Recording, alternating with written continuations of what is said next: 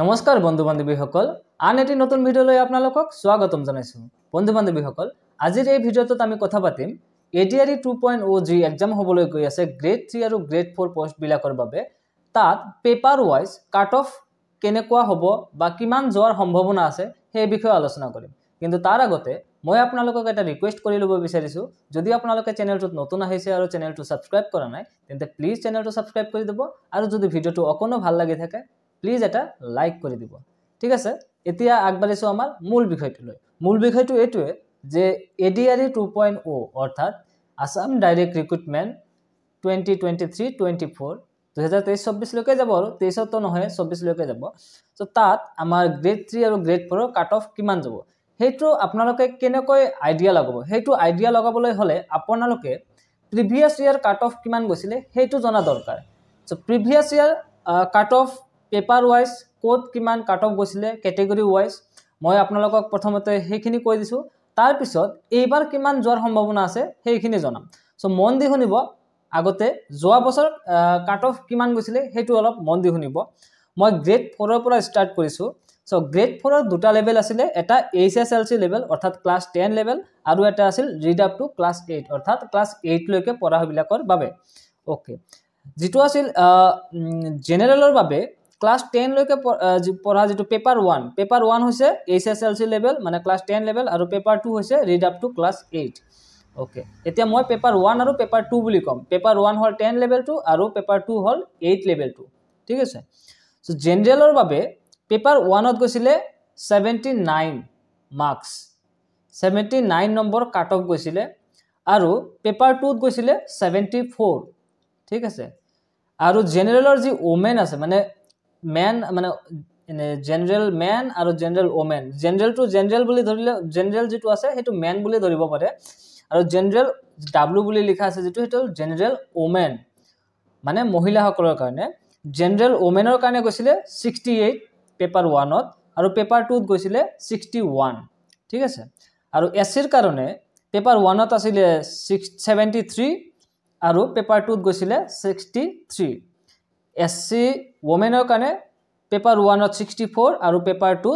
54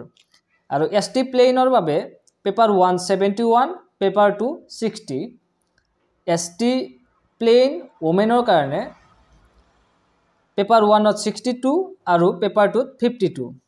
আৰু ST হিলছৰ paper 1 ত 63 paper 2 ত 27 আৰু ST hills women paper 1 ত 56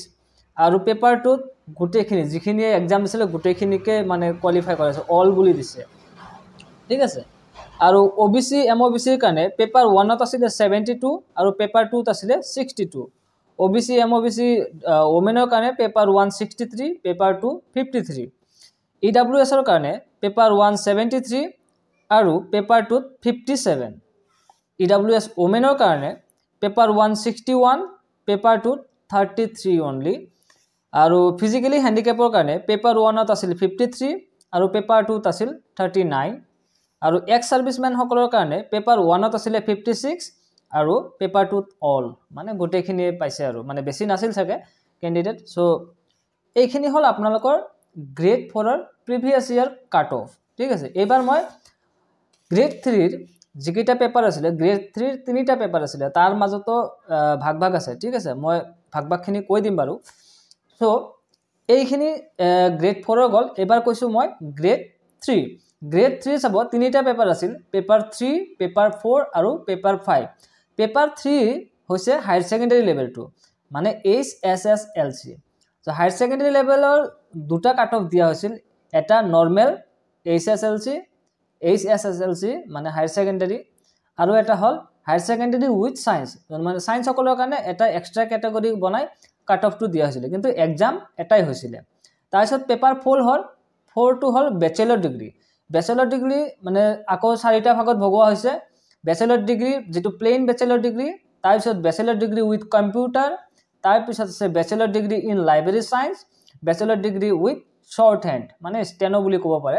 আৰু পেপাৰ 5 হল ড্ৰাইভাৰ ঠিক আছে ওকে এবাৰ মন দি শুনিব জেনাৰেলৰ কাৰণে paper 3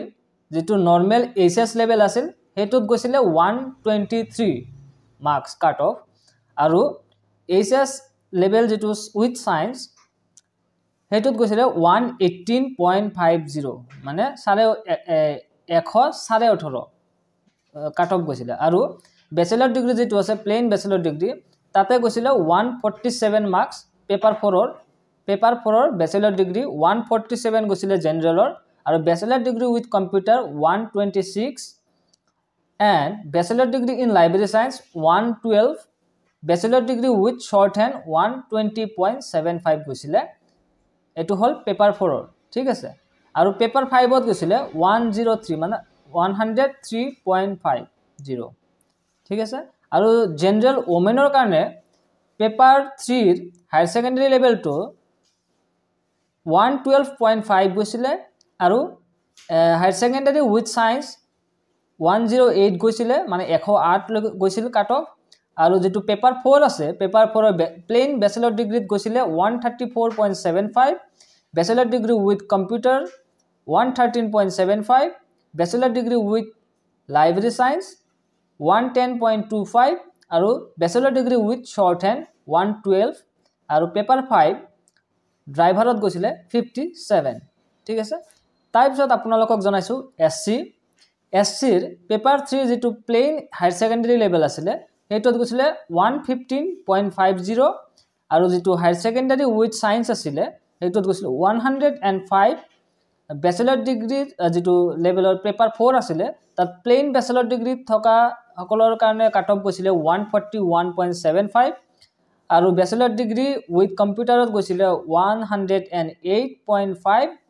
bachelor degree in library science 98 গৈছিলে bachelor degree with shorthand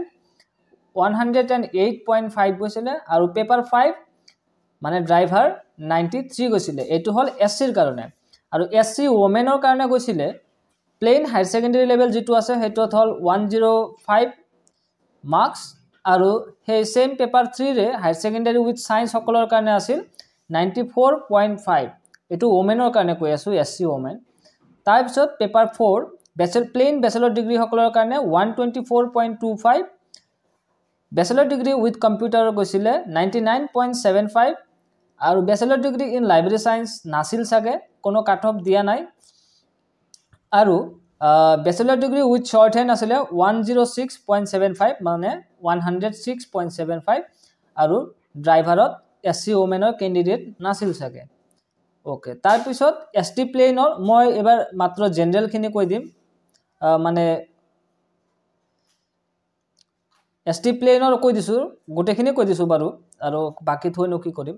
ST প্লেনৰ 112.50 গৈছিলে পেপাৰ 3 সিম্পল হায়াৰ সেকেন্ডাৰি থকা সকলৰ কাৰণে আৰু হায়ার সেকেন্ডারি উইথ সায়েন্স গৈছিলে 102 ব্যাচেলর ডিগ্রিত গৈছিলে 136.5 ব্যাচেলর ডিগ্রি উইথ কম্পিউটার গৈছিলে 105 bachelor degree in library science 92.75 bachelor degree in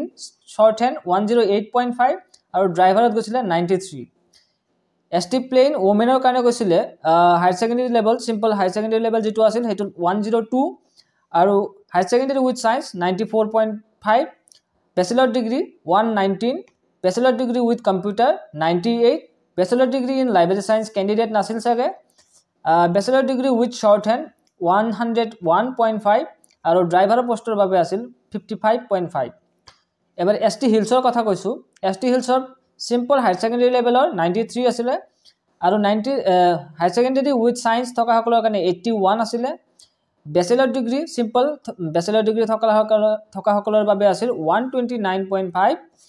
আৰু ব্যাচেলর ডিগ্রি উইথ কম্পিউটার আছিল 87.5 bachelor degree in library science আছিল 92.75 ব্যাচেলর ডিগ্রি উইথ শর্টহ্যান্ড আছিল 91 and ড্রাইভার পোস্টৰ সকলৰ বাবে আছিল 78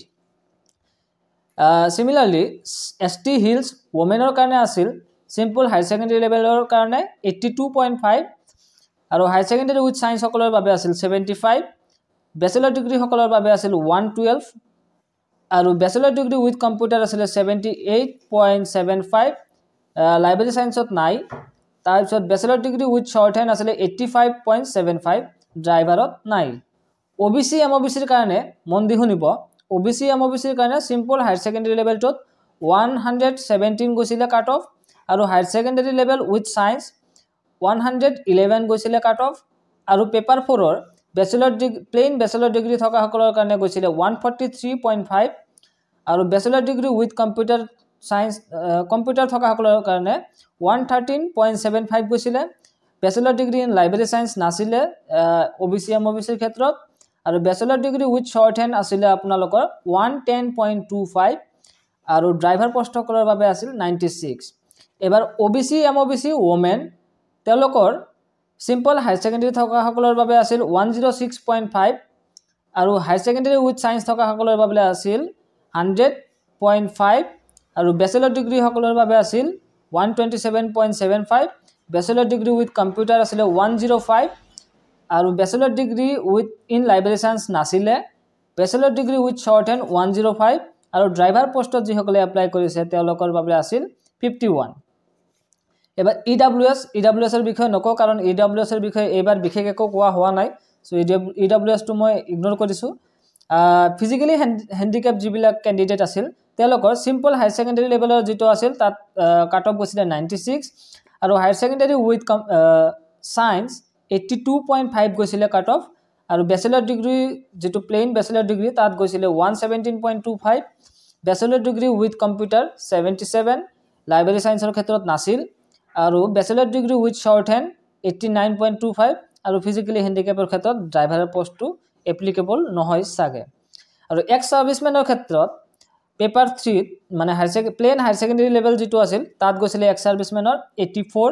আৰু হায়াৰ সেকেন্ডাৰী উইথ সায়েন্সৰ ক্ষেত্ৰত গৈছিলে 78 আৰু ব্যাচেলৰ ডিগ্ৰী প্লেন ব্যাচেলৰ ডিগ্ৰীত 117.25 আৰু bachelor degree with computer 70 bachelor degree in library science নাছিলে bachelor degree in shorthand 73.5 আৰু ড্ৰাইভাৰ পোষ্টসকলৰ বাবে গৈছিল 78 এইখিনি হল যোৱা বছৰৰ কাট অফ আৰু এবাৰ হয় আহিল ফাইনাল মানে যেটো মূল কথা আপোনালোকে ৰৈ আছে হেতু হল যে এইবাৰ কাট অফ কিমান যাব সব প্ৰায় কাট অফ এনে ধৰণৰে হ'ব কিন্তু আপোনালোকে এই যোৱা বছৰৰ যিখিনি মই কাট অফ কলো মাত্ৰ মেনশন কৰিলো ক্যাটেগৰি ওয়াইজ পেপাৰ ওয়াইজ গোটেইখিনি মই মেনশন কৰিলো তাৰ লগত +5 কৰি দিয়ক সাপোজ এতিয়া পেপাৰ 3 যোৱা বছৰ জেনাৰেলৰ যেটো সিম্পল হায়াৰ সেকেন্ডাৰী লেভেল আছিল তাত গৈছিল 123 তো এডিআৰই 2.0 ত আপোনালোকৰ কাট অফ যোৱাৰ সম্ভাৱনা আছে 123 + 5 মানে ইকুৱেলস টু 128 বুলি ধৰি লব পাৰে আপোনালোকে ঠিক আছে আৰু যেটো প্লেন ব্যাচেলৰ ডিগ্ৰী আছিল জেনাৰেলৰ সকলৰ কাৰণে তাত কাট অফ গৈছিল 147 তো এইবাৰ আপোনালোকে ধৰি লব পাৰে 147 + 5 তেন্তে 152 যাব বুলি কাট অফ আপোনালোকে ধৰি লব পাৰে সিমিলাৰলি আপোনালোকে আপোনাৰ ক্যাটেগৰি যেটো কাট অফ আছে যোৱা বছৰৰ তাত +5 কৰি দিয়ক আৰু ধৰি লওক যে হেতুৱে এইবাৰ কাট অফ যাব ঠিক আছে এটো মোৰ এনালাইসিস বেসিছত কৈছো এটো কনফাৰ্ম নহয় যে হেতুৱে কাট অফ হ'ব কিন্তু আপোনালোকে ধৰি লব পাৰে যে হয় হে এখিনি মান যাব আৰু কাট অফ তাত কৰি বেছি না যায় কিন্তু আপুনি যদি সেফ জোনত থাকিব খোজে মানে জাস্ট কাট অফ ক্লিয়াৰ কৰিলে যে আপোনাৰ চাকৰি হৈ যাব তেনেকুৱা নহয় তাৰ পিছত ভাইবা থাকে গ্ৰেড 4 ৰ কাৰণে আৰু গ্ৰেড 3 ৰ কাৰণে স্কিল টেষ্ট থাকে সো আপোনালোকে যদি সেফ জোনত থাকিব বিচাৰে তেন্তে আপোনালোকে +10 বুলি ধৰি সেই মতে প্ৰিপাৰেচন কৰি গলে বেছি ভাল হ'ব সো এতিয়া আৰু +5 কৰি কিমান হয় মই কবলৈ না যাও কাৰণ ভিডিওটো বেছি দীঘলীয়া হ'ব মই ইয়াৰে কপি মানে যিখিনি কাট অফ আছে যদি আপোনালোকক লাগে মই ডেসক্ৰিপচনত WhatsApp গ্ৰুপৰ লিংক দিয়া থাকিব তাত বিচাৰিব মই দি দিম PDF আকাৰে ঠিক আছে আৰু স্ক্ৰিনতো মই দি দিম মানে এডিট কৰাৰ সময়ত চিন্তা কৰিব নালাগে হয়তো স্ক্ৰিনত ভালদৰে বুজি নাপাব পাৰে আপোনালোকে WhatsAppৰ পৰা কালেক্ট কৰি লব পাৰে সো আজিৰ ভিডিও বহুত দীঘলীয়া হল সাগে ইমানতে সামৰিব বিচাৰিছো যদি ভিডিওটো কোনো ইনফৰমেটিভ লাগি থাকে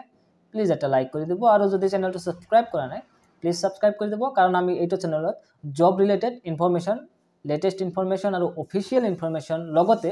প্ৰিপাৰেচন টিপস লৈ আহি থাকো সো সাবস্ক্ৰাইবটো কৰি দিব পাৰে থ্যাংক ইউ লগ পাম আন এটি নতুন ভিডিও